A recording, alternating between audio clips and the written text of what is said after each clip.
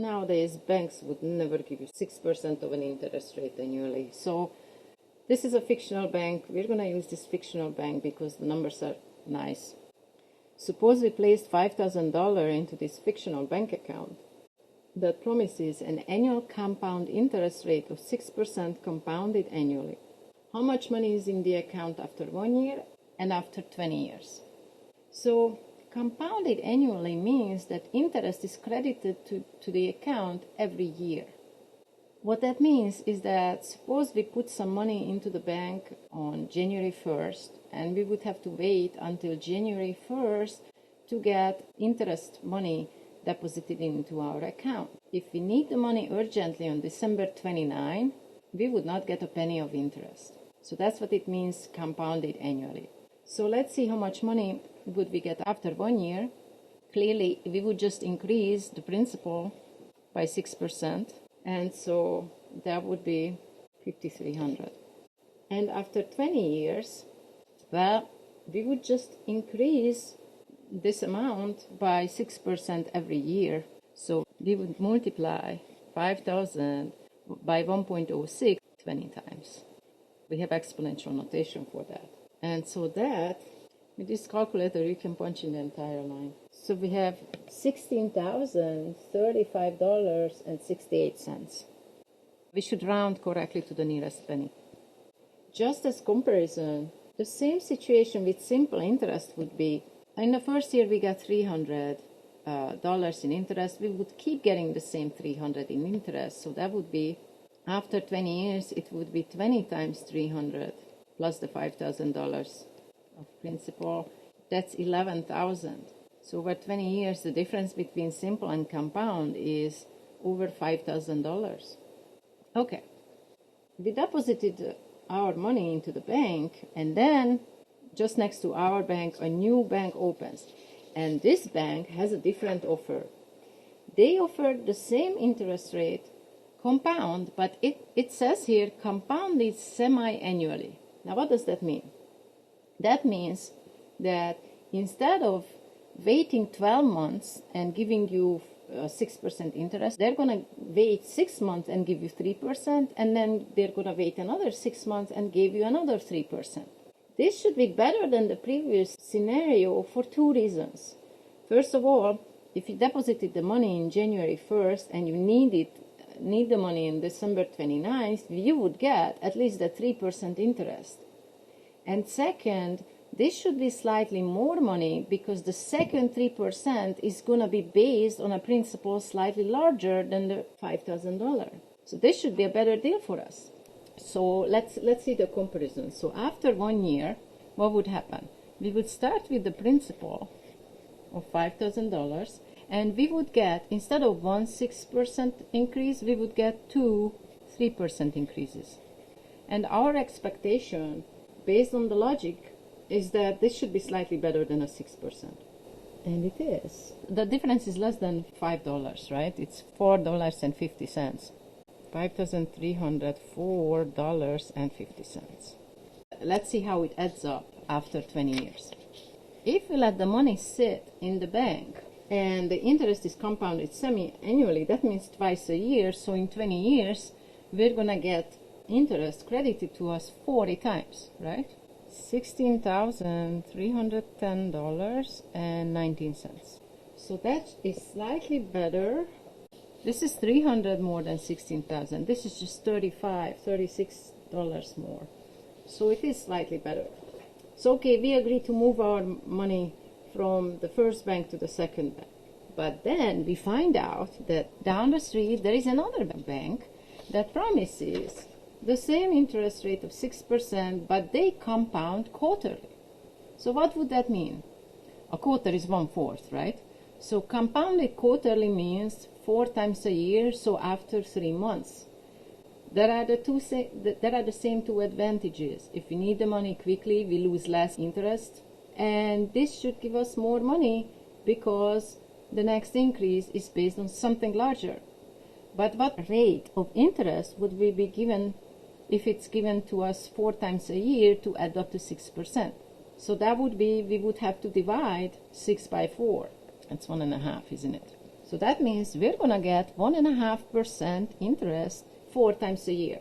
So after 1 year, make sure to give 1.5%, not 15%. So, and we're going to get it 4 times a year.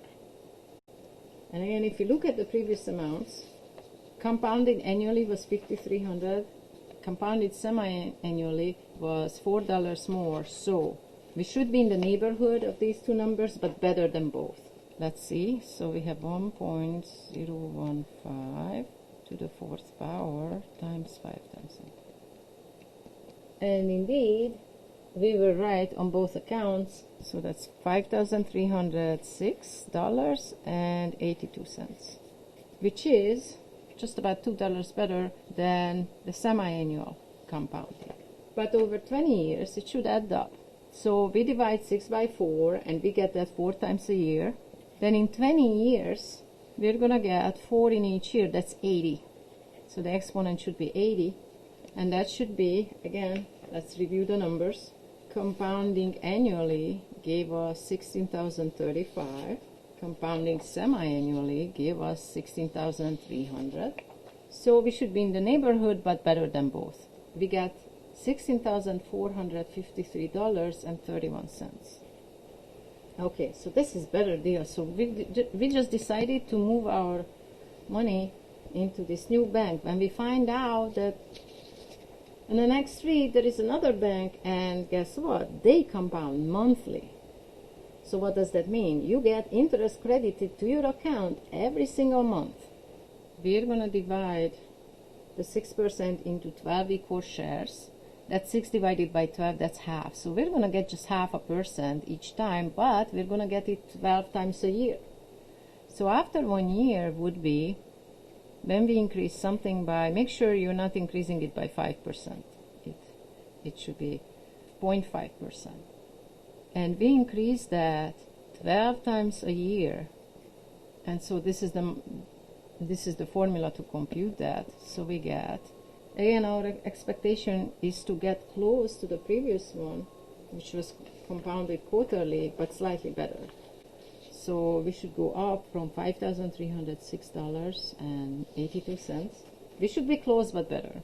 So 1.005 to the 12th power times 5,000, and that's $5,308.39. So indeed, it's slightly better. And after 20 years, now how many times would we get interest? Each year we get it 12 times, so that's 20 times 12. So 240. So the formula would be 1.005 raised to the 240th power is the multiplier of 5,000. So that's $16,551.02. Again, we should be close but better, which is exactly what happens. Under quarterly compounding, we got 16,400 and change. Now we're up to 500, almost $100 higher. Okay. This is not the best possible scenario because some banks compound daily. Now what does that mean? When we compound daily, for finance people, 1 year is 360 days. And that is because of the federal holidays are subtracted. So money does not collect interest on the federal holidays. Even your money takes a vacation. So we would have to add to 1, that's the 100%, that's the 1 in 1.06. And the interest rate, that should be 0.06, is getting divided by, we have to divide by 360. But then in a year, we're going to get that 360 times. Now my recommendation is, don't enter this and clear the calculator because you're going to be slightly off, and after you raise it by 360, you're going to be way off. So instead, punch in the whole thing or start with this, then add 1, because you do not want to lose precision on the computation. So after 1 year, we would get, parenthesis open, 1 plus 0.06 divided by 360, parenthesis closed, to the power of 360 times the principal of 5,000. So we have, now notice the following. These amounts should be better and better, but with lesser and lesser amounts. So compounded annually was just 5,300, right? Then we went up $4 with semi-annually. With quarterly, we went up about $2 with that. With monthly, we went up another $2. And with daily, we went from 53.08 to 53.09. And after 20 years, well, it would be, we take the interest rate at 6%, we divide it by the number of times we compound in a year, we increase that, this is just the increase, we have to add it to the 100%. And then now, how many times do we get interest credited to our account? Well, each year we get it 360 times, so we get 20 times 360. Before we punch this into the calculator, just a little bit of a warning. This is not notation, this is what you would enter into the calculator. You should not enter this, because if you do so, really what you're computing is this. What's happening is that exponentiation is stronger than multiplication. So this exponentiation would be performed before the multiplication, and that would be nice, but that's not what's happening. So you have to put, well, you have two choices. You can either put the multiplication in the exponent into a parenthesis or compute it beforehand. So we're just going to use parentheses. But it's good to know what we're expecting, which is near 16,500, but higher.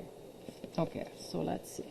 So this is the 100%, this is the 6% for the full year. We have to divide it. Okay, so this is how much interest we get on one day.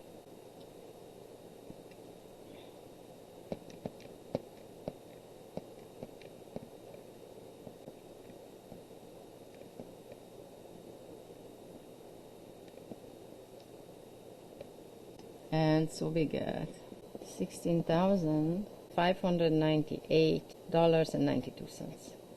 So we're going to stop here, but imagine that some banks would offer compounding hourly, minutely, secondly.